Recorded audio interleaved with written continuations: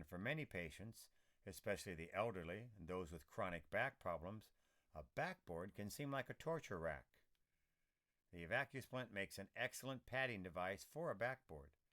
The large size EVAC pads the area from head to the hips on most adult patients. Here's how it works. Place the large size EVAC on the backboard with the wide end at the head and the tapered end toward the foot. Remove a slight amount of air so the splint is like modeling clay with all the beads evened out. Now the splint can be easily held in place on the board during the log roll maneuver. The patient can also be placed onto the EVAC backboard combination with little or no modification of your vehicle extrication procedures.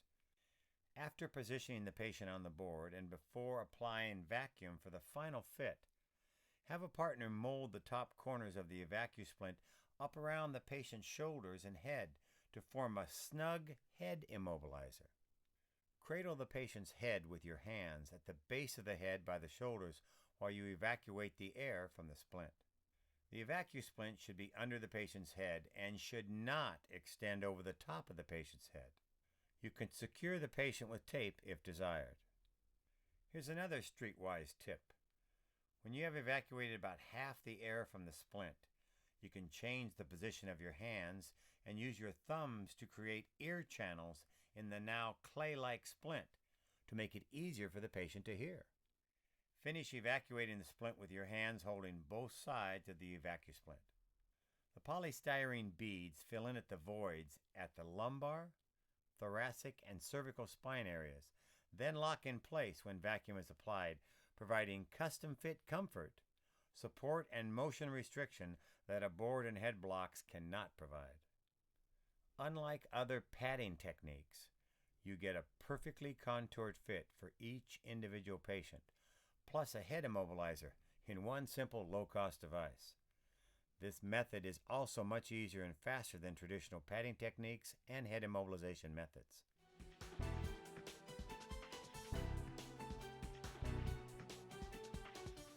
If your pediatric vacuum splint or other pediatric immobilizer is not available, try using the EVAC as a pediatric immobilizer in conjunction with a standard backboard.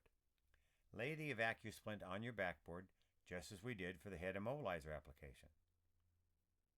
Remember that depending on the patient's age, your patient may need more padding under the torso than under their head. Spread out the beads to meet the needs of your pediatric patient.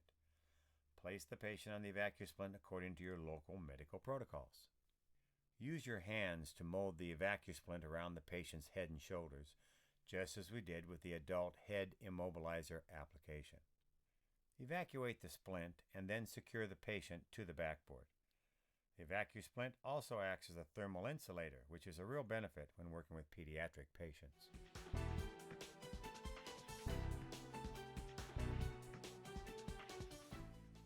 The EVAC can be especially helpful when caring for a patient with a dislocated shoulder. Frequently, these patients are in extreme pain and are holding their injured arm in a position that causes them the least amount of discomfort. The next time you confront such an injury in the field, try the following technique. Evacuate a small amount of air out of the EVAC to make it feel like the consistency of modeling clay. Have your partner pose in the same position as the patient and then mold the EVAC around your partner's arm. Note, you can do this same type of preforming by using your own lower leg and foot. Transfer the EVAC to the patient and complete the molding around the patient's injured area. Evacuate the splint with the pump or your suction device and secure the straps. It may be necessary to use a backboard strap around the torso of the patient.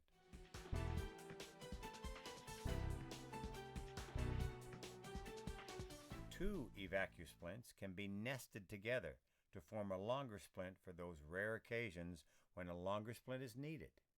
Place the smaller of the two splints inside the larger one.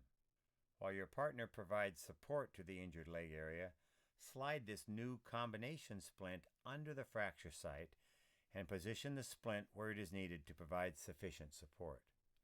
Evacuate the smaller of the two splints first, then evacuate the larger one. This application is especially useful when trying to completely immobilize the entire leg and foot of a very tall person.